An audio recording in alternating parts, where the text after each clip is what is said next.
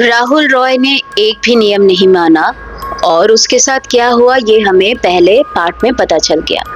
लेकिन अब जब सब लोग ऐसे गोल बैठक करके ऑफिस में बैठे हुए थे, तो जो वहाँ के जो गांव बूढ़ा जो विलेज हेडमैन थे, उन्होंने बताया उन नियमों के बारे में। जब सुब्रता भट्टाचार्य जी ने उनसे पूछा कि आखिर दादा वो क्या नियम है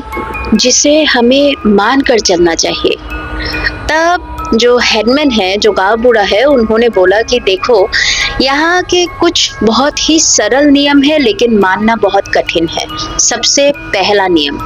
पोस्ट ऑफिस के सामने का जो रास्ता है, उस रास्ते से अगर आप कभी भी आते हो, अगर आप स्कूटर चला रहे हो, आप पैदल आ रहे हो, उस रास्ते में अगर कोई लड़की जैसे भी क्यों ना हो दिख रही हो आपको, उसके साथ आपको कोई बातचीत नहीं करनी, उसको मदद नहीं करनी। अगर भी वो मदद मांग रही हो तो वो रो रही है, आपको उसे जाके कुछ भी नहीं करना है। अगर वो आपको बहुत दूर से घूर रही है और हंस रही है, आपको उसके आंखों की तरफ कभी नहीं देखना है। ये सबसे पहला नियम है उस रास्ते का। दूसरा नियम, शाम हो जाने के बाद आपको आपके घर पे जितने भी शीशे हैं, पहले तो ये कहा जाता है कि आपको घर पे शीशे रखने नहीं चाहिए एक से ज्यादा, लेकिन आप अगर रख रहे हो तो जितने भी शीशे हैं सबको आप ढक के रखो। तीसरा नियम, इस गांव में आप कोई भी इलाके से आ रहे हो, मस्ती में भी अपने नाम को कभी भी इन इलाकों में कभी पुकारना नहीं चाहिए,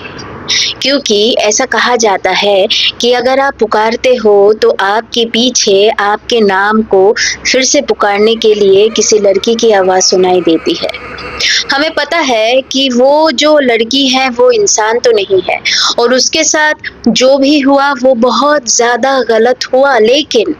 वो अब जो कर रही है ऐसे लोगों के साथ, वो उससे भी ज्यादा गलत है। और हमें अच्छी तरह से पता है कि राहुल के साथ जो हुआ वो बस एक घटना नहीं थी, वो उसके साथ इसलिए हुआ क्योंकि उसने इन नियमों का पालन नहीं किया था। जब मैंने बताया उसको तो वो हंसने लगा और बोलने लगा कि अरे बड़े दादा, ऐसे कुछ नहीं होता है, ऐसे तो मैंने बहुत देखा है। और इसी के कारण आज राहुल हमारे बीच में नहीं है। जब सुब्रता भट्टाचार्य जी ने उस लड़की के बारे में पूछा तो जो गांव बूढ़ा है उन्होंने ये बोला